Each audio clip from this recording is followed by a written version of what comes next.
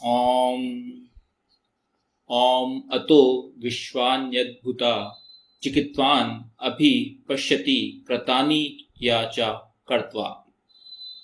यहाँ से प्रज्ञा संपन्न चेतनावान समस्त अद्भुतों का अभीष्ट अवलोकन करता है, जो किए जा चुके और जो किए जाने वाले हैं।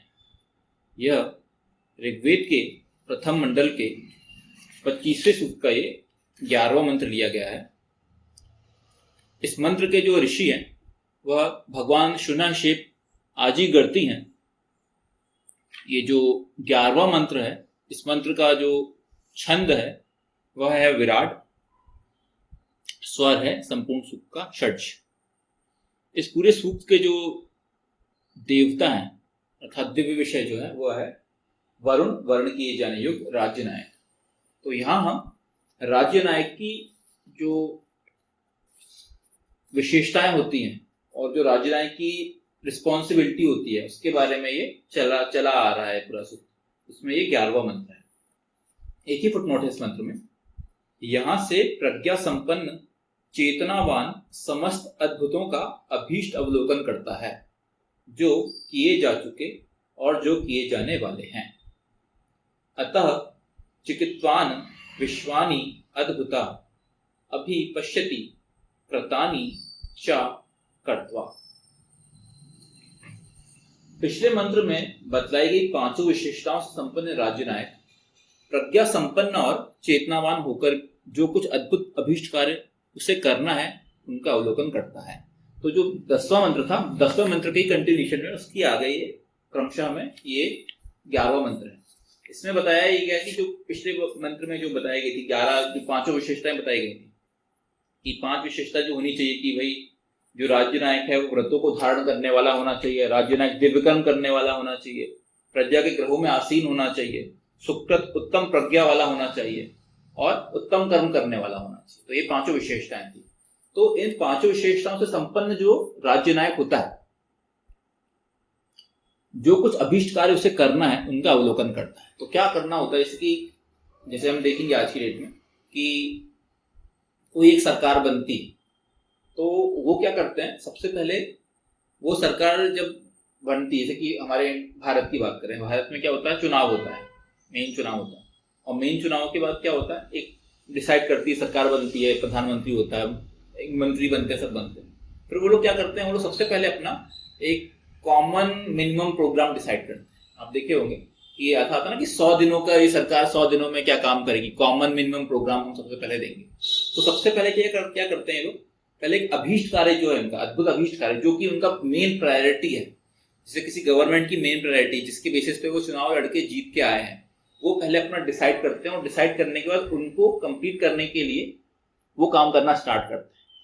तो जो यहाँ पे बात बोला जा रहा है, यहाँ पे क्या बात बोली जा रही है, ये बोली जा रही है कि जो आपका राज्य नायक है वो प्रज्ञा संपन्न और चेतनावान होना चाहिए। मतलब क्या, वो उसका ऑब्वियसली वो दिमाग उसका बहुत तेज होना चाहिए, चेतनावान होना चाहिए, मतलब गंभीर होना चाहिए। चेतनावान मतलब ये कि आपके जो भी चीजें चल रही हैं उसकी भली भांति उसको समझ होना चाहिए।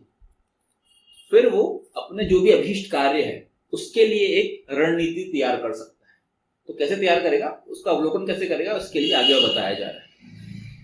प्रत्येक राज्य नायक को यह मालूम होना चाहिए कि उसकी प्रशासनिक प्राथमिकताएं क्या है, उसे कौन से अद्भुत कार्य संपन्न करने हैं। जैसा मैंने भी बोला कि सबसे पहले अपनी प्राथमिकताओं को डिसाइड करना पड़ेगा। जैसे कि अगर कोई एक गवर्नमेंट बन के आई और उन्हें मालूम चला कि यार ये जो सबसे बड़ी परेशानी थी जो कि इस समय समाज में व्याप्त है, हमारे देश में व्याप्त है, तो पहला काम क्या करना होगा, पहला काम आपका ये रहेगा, पहला फोकस वो रहेगा कि यार पहले तो कम से कम उसको ठीक करना है। जैसे कि मान के चले हम कि अगर किसी हमारे कोई, जैसे हमारा प्रदेश है, जैसे मध्य प्रदेश की हम बात करें, मध्य प्रदेश में रहते हैं, तो मध्य प्रदेश का जो काम था, मध्य प्रदेश में सबसे बड़ी परेशानी पहले वो बीमारू राज्य की बोलते थे कि मध्य प्रदेश में कोई बीमारू राज्य बोला जाता था इसमें, इतने क्योंकि इतने ज्यादा उद्योग वगैरह से कुछ था नहीं, तो जो सोर्स ऑफ इनकम थे गवर्नमेंट के वो कम थे और उससे क्या था, पैसा जनरेट कम कर पाते थे हम, तो क्योंकि उद्योग वगैरह ज्यादा कुछ था नहीं। तो उसके लिए क्या करें, जब यहाँ की जो नई सरकार बन के आई तो उनका पहले प्लान ये था कि हमको यहाँ का जो था, यहाँ के लोगों को पहले तो ऑब्वियसली शिक्षा मतलब चिकित्सा वर्ग की व्यवस्था अच्छी देनी है, मेन पॉइंट ये था कि अगर लोग गवर्नमेंट का जो रेवेन्यू बढ़ेगा उससे फिर हम क्या करेंगे, हम और भी आगे उन्नति कर सकते हैं। तो उसके लिए फिर क्या करना होगा, आपको नए नए उद्योग लेके आना पड़ेगा। आपको जो इंडस्ट्रियलिस्ट लोग होते हैं उन लोगों के पास जाके उनसे अपना जो भी उनका जो प्रोग्राम बोलेंगे क्या अपनी फैक्ट्री या जो भी चीजें हैं वो हमारे प्रदेश में स्थापित करें ताकि उससे हमारा रेवेन्यू बढ़े। तो आपको क्या करना पड़ेगा, कोई भी जो राज्य नायक होता है उसको अपना जो अभीष्ट जो कर्म है, अभीष्ट जो कार्य है, उसको पहले से ही उसका डिसाइड करना पड़ेगा कि भाई यहाँ सबसे बड़ी परेशानी क्या है इस समय मेरी प्रजा के बीच में, मेरा जो शासन है, मेरा जो राज्य है उसमें क्या सबसे बड़ी परेशानी प्रॉब्लम है।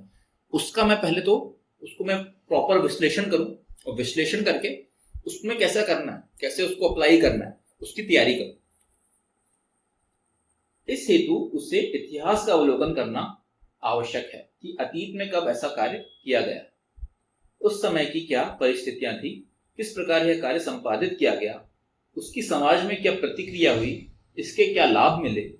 इस प्रकार इतिहास में समस्त किए जा चुके कार्यों का विवरण पाया जाता है।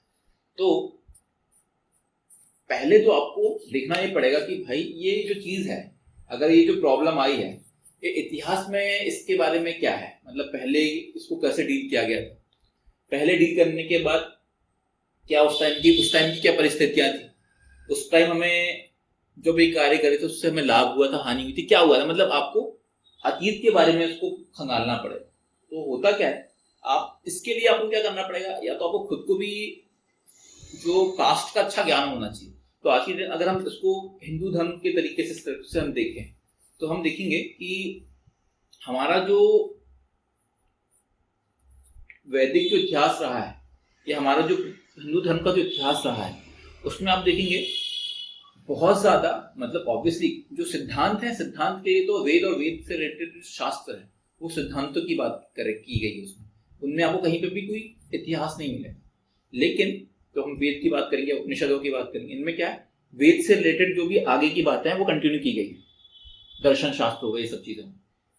लेकिन अब इनको समझने के हिसाब से फिर क्या किया गया, मैंने यहाँ पुराण लिखे गए, पुराण है, फिर मैं भगवान राम का जो इतिहास लिखा गया रामायण में, या श्री रामचरितमानस हो गया, महाभारत हुआ, इसमें क्या किया गया, इसमें इतिहास लिखा गया। पुराणों तो पूरा इतिहास ही है, बहुत सारे पुराण, इन पुराणों में आपको इतिहास ही मिलेंगे।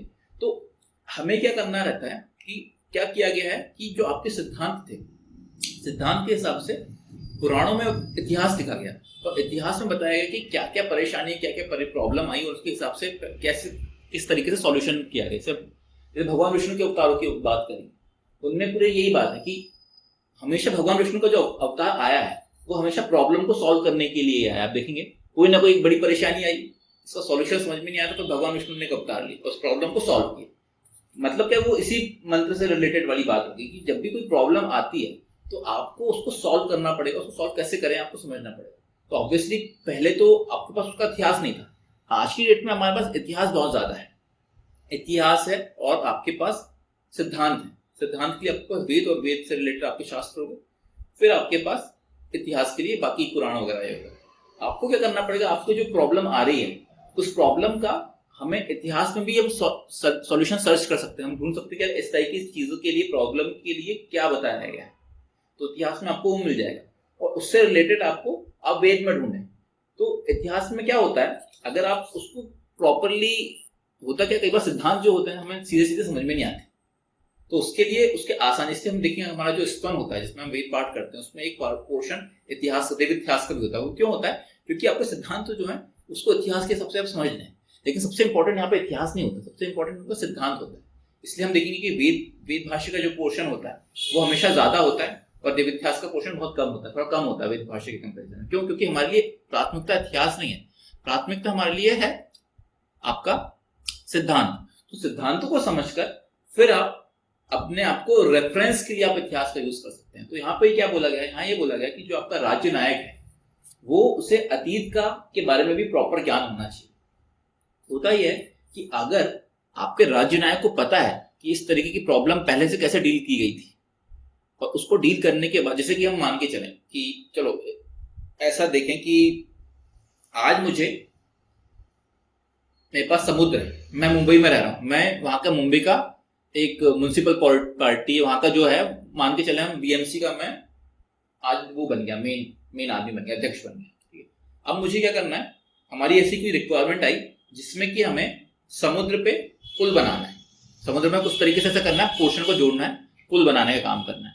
तो अब आपके लिए क्या आएगा, आपके लिए आएगा कि भाई ये काम कैसे किया गया। आज की डेट में तो ऑब्वियसली बहुत आसान होती है, आज की डेट में जो इंजीनियरिंग है तो बहुत ही एडवांस नेक्स्ट लेवल हो चुकी है, बहुत ही एडवांस हो चुकी है इंजीनियरिंग। लेकिन ये मैं मान के चल रहा हूँ, ये मैं बात मान रहा हूँ, मान लो मैं द्वापर युग में था, द्वापर युग में मुझे ये काम करना था, ठीक है। तो उसके लिए मैं रेफरेंस क्या लूंगा, इसके लिए मैं रेफरेंस लूंगा क्या, जो त्रेता युग में हुआ था। त्रेता युग में जैसे कि भगवान राम ने जब रावण को लंका में जाना था तो उन्होंने समुद्र में पुल बना दिया। तो उस टाइम जो उनके जो इंजीनियर थे वो थे कौन, दो इंजीनियर थे, वो नल और नील थे। तो उन्होंने कैसे उसको बनाया, क्या किया, तो वो उसके लिए आपको इतिहास में जाना पड़ेगा और वो इंजीनियरिंग समझनी पड़ेगी कि उन्होंने कैसे पानी में, समुद्र में उन्होंने एक पुल बना दिया। तो उसके लिए हम रामायण को पढ़ें, समझें, अलग अलग जो रामायण है, बहुत सारी रामायण लिखी हुई, उनके अलग अलग उसमें नल नील का कैसा कंसेप्ट लिखा, उन्होंने कैसे इस चीज को बनाया था, उस चीज को वाला जो पोर्शन है, उस पोर्शन को आप पढ़ें और उसको समझ के फिर आप उसमें काम कर सकते हैं। तो ये एक एग्जाम्पल की तरफ पर लिया जा रहा है कि आपको हमेशा इतिहासों के थ्रू रेफरेंस लेके आगे अपने प्रॉब्लम को सॉल्व करना पड़ेगा। तो राज्य नायक जो होता है, राज्य नायक को इतिहास के बारे में, अतीत के बारे में इंफॉर्मेशन अच्छी होनी चाहिए। आपको ऑब्वियसली सब कुछ जानना, आपकी समझ अच्छी होनी, इसलिए तो बोला गया है कि वो क्या होना चाहिए, वो प्रज्ञा संपन्न और चेतनावान होना चाहिए। जो प्रज्ञा संपन्न चेतनावान हो वो ऑब्वियसली ये सब चीजों के बारे में उसको ज्ञान रहेगा।